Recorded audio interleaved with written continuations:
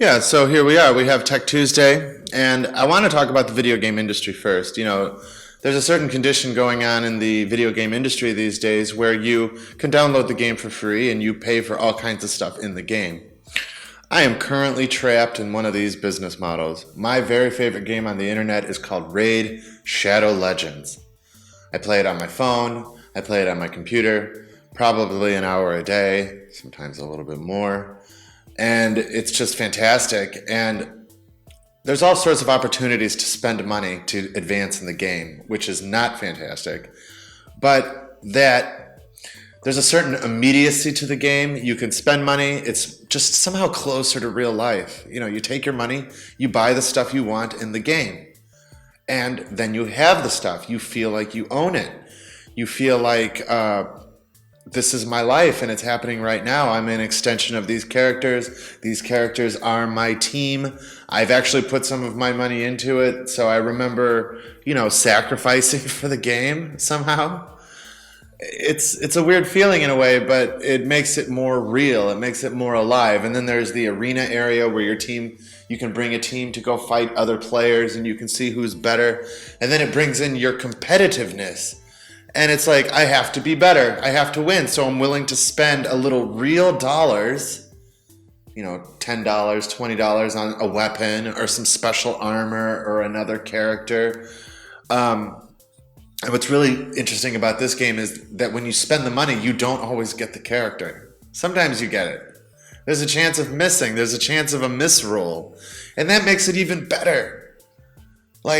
You're terribly disappointed when you spent some of your in-game silver to try to upgrade your armor and it didn't work. But when it does work, the dopamine rush that floods your soul it's better than anything you get in real life. I'm ashamed to say.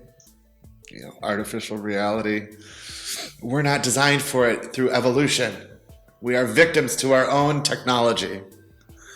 However, it is pretty clear that the direction we're going is deeper into that. And so there's a video game on the screen right now. You see it, you pay for it, you can walk away. But what happens when you put the helmet on?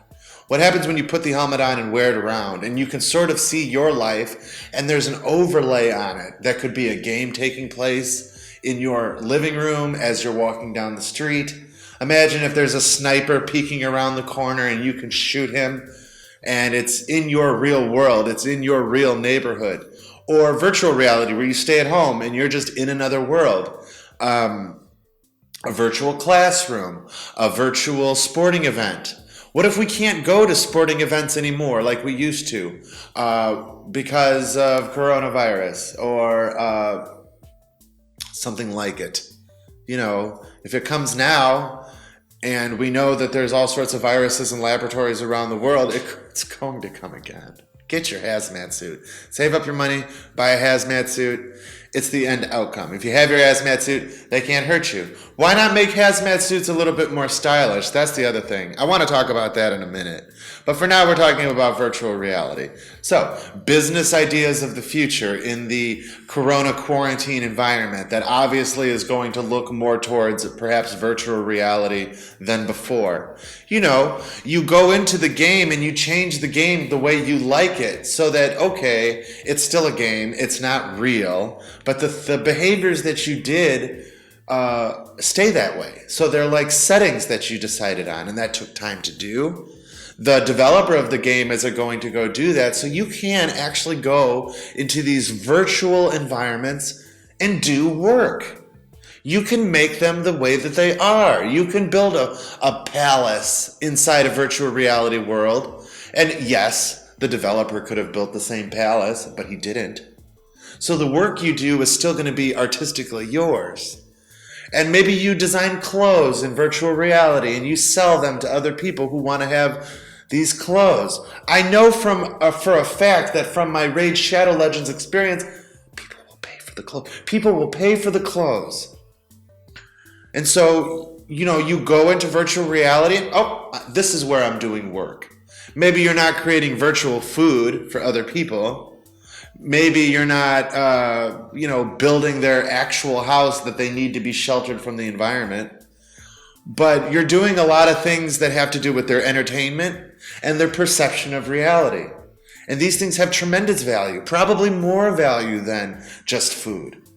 I could put food into myself. Maybe in the future we just have an IV that goes down our throat and we are completely in virtual reality all the time, like the Matrix.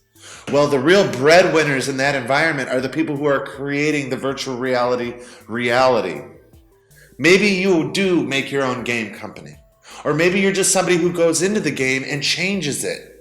Uses the in-game tools to make things that people can have and enjoy. I don't know. But we do know that people are going to stay home.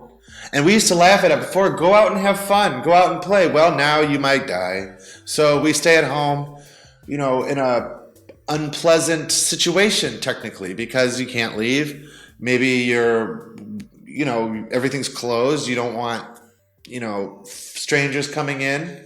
You don't want to interact with anybody else. So you stay at home. You're in your house and you're just going to go deeper into the screen. So this is the sort of environment I perceive in the future. And then you ask yourself, we wanted to talk on our business supermodel section about freelancing on platforms, because we think the future is probably going to be more remote workforces. And I've said already that it's probably going to be not even workforces, but freelancers interacting with each other like a cobweb or like a net or like a network, or both, some combination thereof. But it's independent freelancers and remote workforces, which in a way are almost going to be the same thing. So we'll talk about that in Business Supermodels.